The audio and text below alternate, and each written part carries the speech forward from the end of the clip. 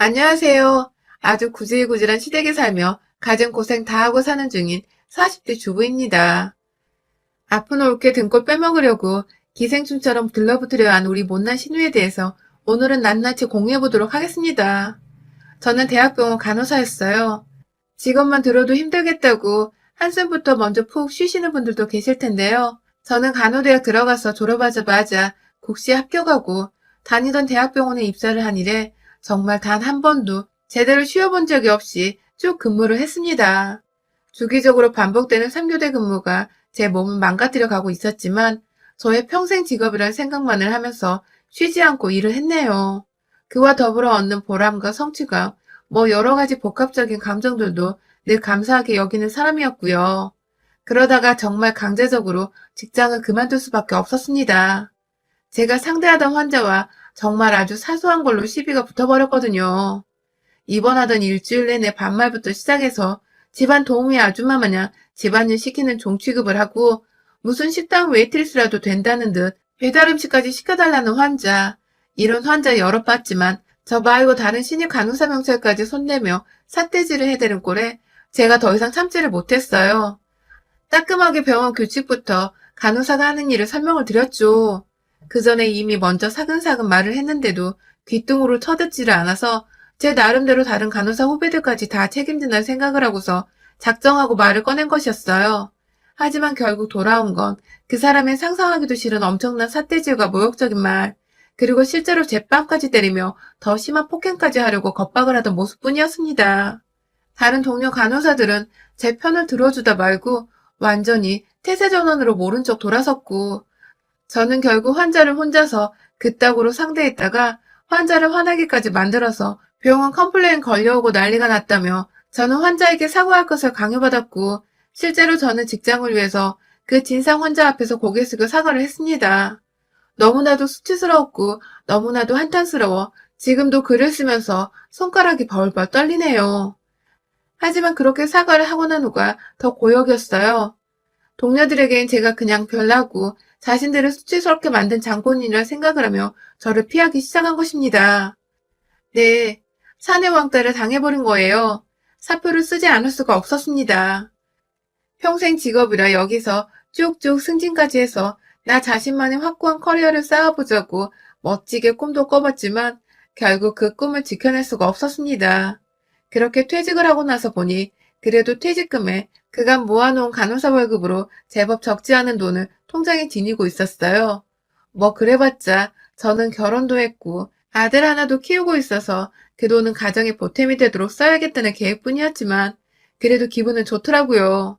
더 솔직하게 말하자면 내가 지난 몇십 년간 개고생하며 일을 했던 게 결국 이렇게 사소한 통장 안의 숫자들로 기입이 되는구나 싶어서 내심 허탈하기도 했습니다. 저는 그 후로 사람들을 만나는 것도 괜히 두렵고 걱정이 되고 하다하다 기피까지 하게 되면서 더욱 집안에 숨게 되었는데 말이죠. 아무튼 그렇게 퇴사를 하고 거의 10개월 정도는 정말 집안에서 꼼짝도 안 하고 아들 키우고 남편 내조 하면서 살았어요.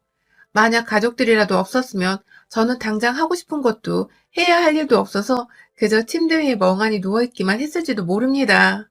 그래도 아들이 옆에서 자꾸 엄마 엄마 하면서 일부러라도 엉겨붙어주고 남편도 자꾸만 집에서 이것저것 해보라고 짐대는 식재료에 이것저것 돈을 들이부어 저 심심하지 말라고 자꾸 뭘 사오는데 주변 사람들 봐서라도 제가 얼른 기운을 차려야겠더라고요. 그런데 문제는 제가 기운 차려내던 그 시기에 껌딱지처럼 둘러붙어 거머리 마냥 제 피를 쪽쪽 빨아먹으려 한 악마 같은 년이 있었다는 것입니다. 지금 생각해도 얘는 병원에서 제가 상대했던 그 진상 환자보다 더 질이 나쁜 놈 같네요.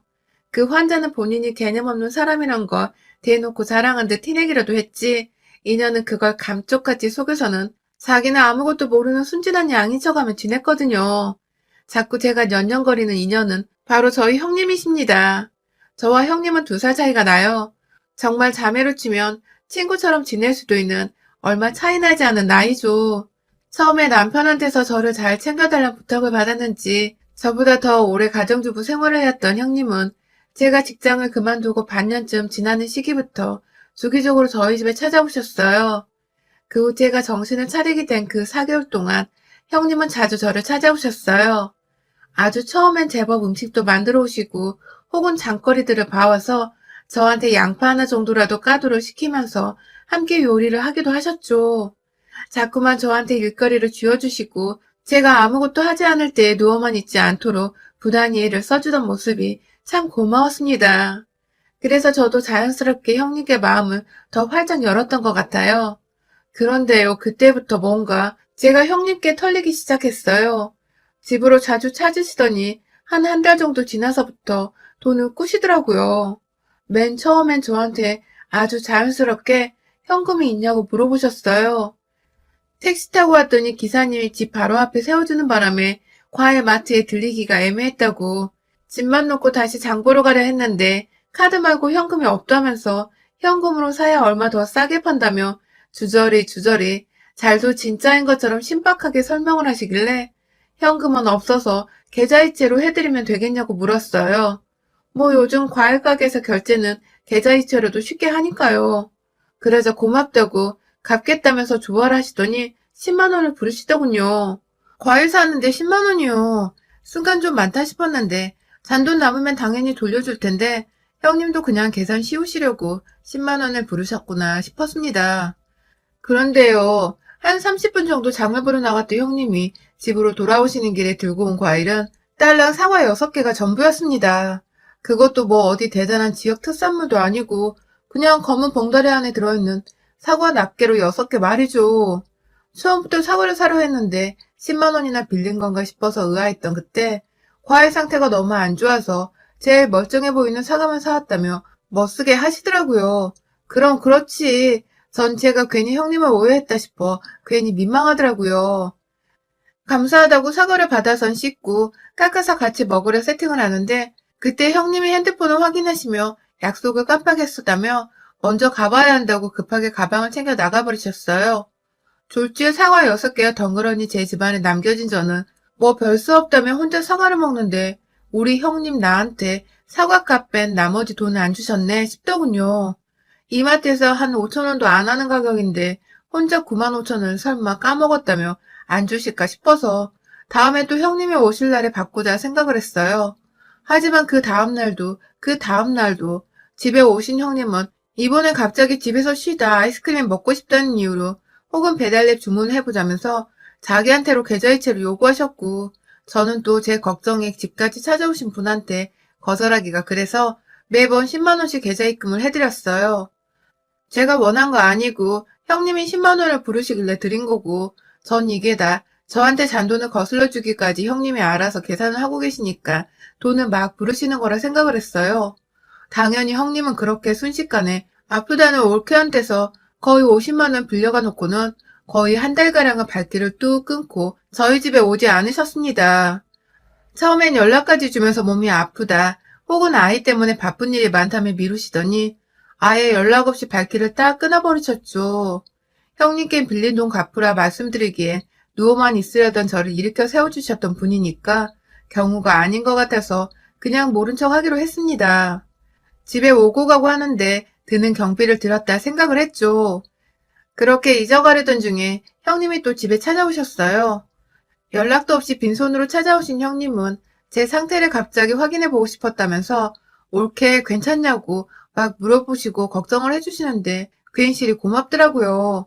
그런데 그 다음 말은 좀 생뚱맞았습니다. 제가 이제 출퇴근도 안 하니 옷이 필요 없지 않냐면서 자연스럽게 말을 꺼내시더니 갑자기 제 안방으로 들어가시더니 급기야 자연스레 제 옷장을 마음대로 들춰보는 겁니다. 집에 와서 제 옷장까지 가는데 걸리는 시간은 정말 10분도 안 걸린 것 같은데 그 과정이 너무 자연스러워 제가 다 당황을 했어요.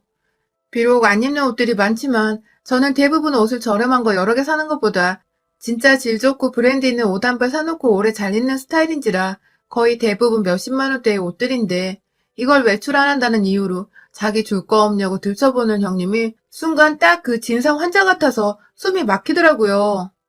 저 다 입는 옷이에요. 하고서 제 딴에는 단호하게 하지만 윗사람의 애인은 갖춰 얘기를 하려 하는데 또 할 말 다 꺼냈다가 병원에서 당한 것처럼 나 혼자만 인정머리였고 애였고 자격 없는 사람 취급당하면 어쩌나 싶어서 도저히 입 밖으로 형님께 내 옷 건들지 말라는 말을 할 수가 없었습니다. 사고 트라우마가 제일 무섭다더니 제가 딱 그 꼴이었던 것입니다. 결국 그날 형님은 진짜로 제 옷 여러 벌을 자기 마음대로 골라서는 잠깐만 입어보자. 입고 계절 변하기 전에 돌려줄게. 하며 가져가셨어요. 어차피 저는 쭉 집에 있을 테니 자신이 먼지 안 쌓이게 옷을 잘 입어주겠다는 별 말 같지도 않은 소리 짓거리며 말이죠. 하지만 뭐 여러분들도 예상을 하셨을 테지만 형님은 계절 지나고 그곳을 반납하기는커녕 아무것도 모른다는 듯 그 후로도 저희 집에 몇 번 더 왔는데도 시치미를 뚝 뗐고 급기야 계절마다 다른 옷까지 더 챙겨가면서 문자로 잘 쓸게. 계절 바뀌면 돌려준다. 하더군요. 중간에 또 여러 번 자기 아들까지 데려와서는 시간이 남아서 숙모얼굴 보여줄 겸 데려왔어. 하시더니 애들 먹을 것이 냉장고 안에 한 개도 없다면서 저희 아들은 도대체 뭘 먹으면서 지내고 있냐고 걱정을 한가득 해주시더니 또 돈을 빌려달라고 하시더군요. 가서 장을 봐오려 하는데 다 올케네 먹을 것들이니까 본인 카드를 쓰기는 좀 그렇다고 말이죠. 대신 장까지 봐주시려는 건가? 아니면 저번처럼 또 조그만 거 몇 개 사면서 돈 10만 원 빌려가는 건가 싶어 꺼림칙스러운데 그때 형님의 입에서 뜬금없이 20만 원이 튀어나왔습니다. 어디 누가 보면 무슨 이마트까지 가서는 몇 박스째 식량을 구해올 기세였어요. 제가 살짝 놀라는 티를 내면서 무슨 20만 원이나 쓰려 하시냐. 장은 우리가 주기적으로 보니까 괜찮아요. 라고 말씀을 드렸지만 형님은 올케가 그래서 빵점짜리 와이프인 거야. 집에서 가정주부가 이런 건 미리미리 사놓고 채워놔야지. 누가 남편 데리고 장까지 보고서 들고 오게 만들어. 하면서 제가 오랫동안 직장생활을 하느라 가정주부가 뭘 어떻게 해야 하는지를 전혀 모르고 있다며 그런 행동들은 다 남편 힘들게 하는 짓들이라고 저한테 나름의 충고까지 해주시더라고요.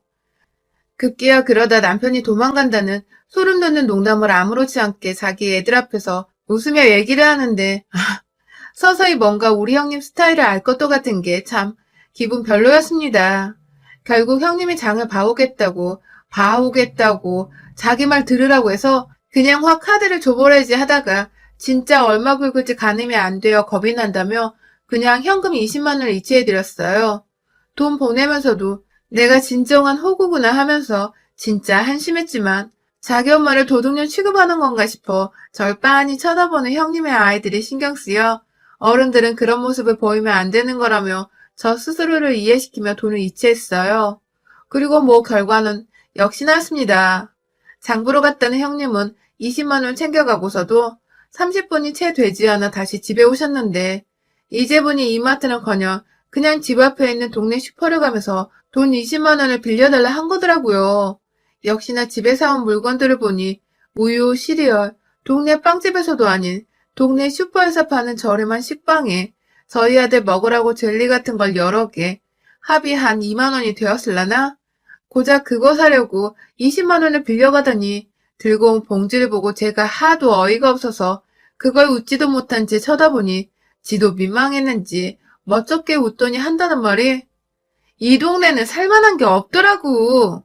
라더군요. 그 한마디하고는 음식들을 냉장고에 넣지도 않고 부엌 식탁에 올려두더니 이전의 레파토리처럼 핸드폰 한번 쓱 꺼내서는 이제 애들 때문에 가봐야겠다고 슈퍼에 들어누워 핸드폰 게임을 하고 있는 애들이 뭐 그리 바쁜 일정이 있는지 애들 핑계대면서 불러서는 우르르 집 밖으로 나가는 형님. 진짜 이거 완전 똥벌 받더라고요.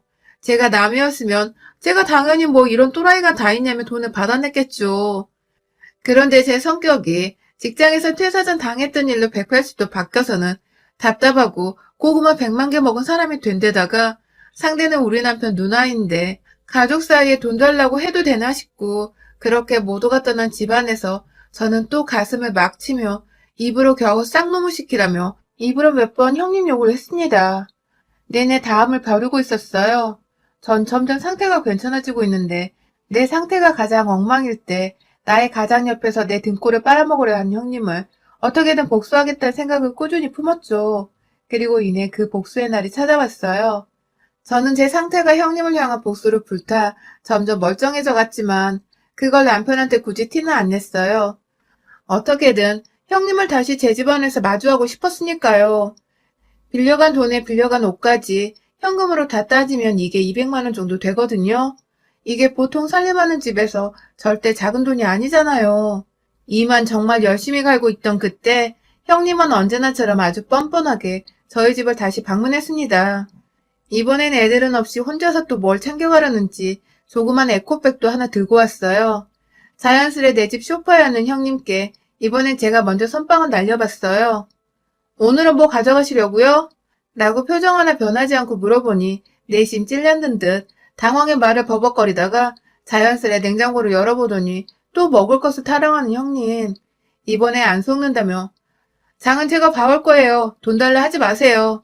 라고 말씀드리자 오히려 얼굴이 시뻘개져선 무슨 말을 그렇게 하냐고 혼자서 웃었다가 혹은 진지해하면서 자신은 도와주려고 돈을 달라 했던 것 뿐이라더군요. 혼자서 민망했던지 막 쓸데없이 집안을 걸어다니며 구경을 해대던 형님은 급기야 집얼은 남을 못 주는 건지 제 안방에 또 들어가더라고요. 멋대로 닫힌 안방문을 친히 열고 들어가서는 제 화장대에 앉은 형님은 찬찬히 살펴보다가 제가 립스틱 겸 립프로즈용으로 쓰는 디올 립스틱이 탐이 났는지 어머 명품 쓰네 하면서 그걸 굳이 꺼내들어 지 입술에 쳐 바르더라고요. 뭐 이런 그지 같은 게 다 했을까요? 직장을 몇십 년을 다녔는데 그런 제가 1년에 겨우 한두 번 살까 말까 하는 립스틱으로 디올 몇만 원짜리 쓰는 걸 명품 쓴다고 할 수 있으며 그렇다고 남의 립스틱을 그냥 저렇게 써버릴 수가 있는 거냐고요. 제가 너무 기가 막혀. 아휴, 왜 남의 립스틱을 허락도 없이 막 집어 바르세요? 하면서 화를 냈습니다. 가져간 제 옷은 어쩌고 입지도 않고 여태 돌려주질 않아요. 하면서 이왕 안방에 쳐들어간 신우이한테 온 이야기까지 꺼내며 언제 돌려줄 거냐 물었어요. 그러자 형님은 처음엔 제가 화를 낸다는 이유로 막 따져 물으며 어디서 배운 버르장머리냐고 제게 버릇 없고 염치 없다며 저 힘들 때 자기가 도와주러 온 거 다 잊었냐면서 그렇게 거머리처럼 들러붙어 돈 빼가기 바빴던 년이 자기가 절 도와준 거라면서 생색을 내는데 확 진짜 입을 다물어버리게 하려는 그때 형님이 그러더군요. 당근마켓에서 팔아버렸지. 누구 좋으라고 그걸 다시 돌려준대. 하며 자신한테 화낸 저를 약올리겠다는 듯 가소로운 미소를 지며 석반하정으로 제 기분을 망치려 들던 신우이. 한두 푼도 아니고 하나에 20만 원, 30만 원 하던 그 자켓들을 팔아버렸다니. 빌려간다고 해놓고서 돌려주지도 않고 주인 허락도 없이 당근마켓에요? 그 말에 빡이 쳐서 빌려간 내 돈도 당근마켓에 팔아버렸냐고 제가 비아냥대니 꼴에 자존심은 있는지 남은 돈 다 갚으려고 했다고 화를 내다 급기야. 성격이 저 모양이라 직장에서 잘리고 정신병자처럼 누워있지. 라며 다시금 저를 비아냥댄 형님. 환자 돌보러 왔던 건데 요양보호비 준 걸로 퉁치라며 절 급기야 진짜 정신병자 취급을 하더군요. 이건 선을 넘어도 단단히 넘는 말이었습니다. 저요? 형님 앞에 있는 그 명품이라는 립스틱을 쭉 올려서는 아예 통으로 뽑아버려 그거 그대로 형님 얼굴에 칠해버렸습니다. 쓰고 싶은 거 마음껏 쓰고 그냥 돌려주지 말고 가져다 버리라며 제 돈이 좀 아깝지만 지금 돈이 대수냐 싶어서 립스틱으로 한껏 형님 눈두덩이에 볼따구며 목까지 칠해버리고는 그대로 뒷덜미 잡아 끌고 부엌으로 달려가 부엌 가위로 머리카락을 확 난도질해버렸어요. 마침 긴 머리에 곱슬 파마를 해서 제 손 안에 잡히기가 쉬웠는데 나는 이거 잘라다가 암 환자분께 기부할란다 하면서 정말 한순간에 그 털을 뽑아버렸네요. 저 진짜로 그 머리카락 소아암 환자분께 머리카락 기부하는 모발 기부 운동본부에 기부하려고 했습니다. 하지만 파마머리를 안 된다네요. 그날 형님은 진짜 딱 쇼컷하기 좋은 길이로 머리가 잘리고선 발악을 하며 제 앞에 엎드려 오셨고 그런 형님 머리 위에서 전 말했어요. 정신병자한테 돈 불리고 옷 빌려갔다가 안 갚으면 다음번에 손모가지든지 주둥이 둘 중 하나 잘리는 거야. 라고 말입니다.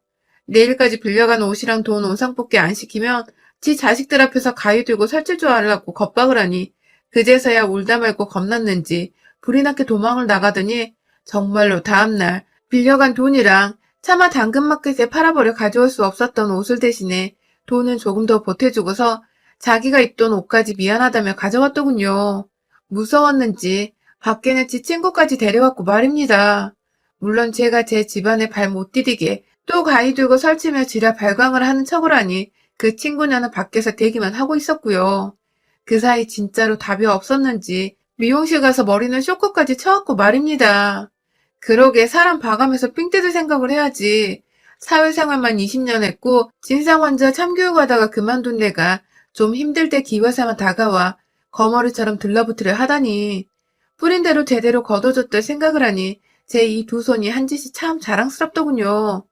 형님의 진심 어린 사과로 둘 사이의 채무 관계는 완전히 하루 만에 해결이 되었습니다. 빌려간 돈도 일부 옷도 돌려받았고 전 이자로 형님의 머리카락을 쳐낸 것으로 일단락 시켰죠. 여러분, 혹시 가정 중에 여러분을 호구로 보며 돈 빌려가고 뜯어갈 공리만 하는 인간들이 있으면 이자는 저처럼 두둑히 쳐서 받으시길 바랍니다. 여러분의 생각은 댓글로 남겨주세요. 오늘도 시청해주셔서 정말 감사합니다.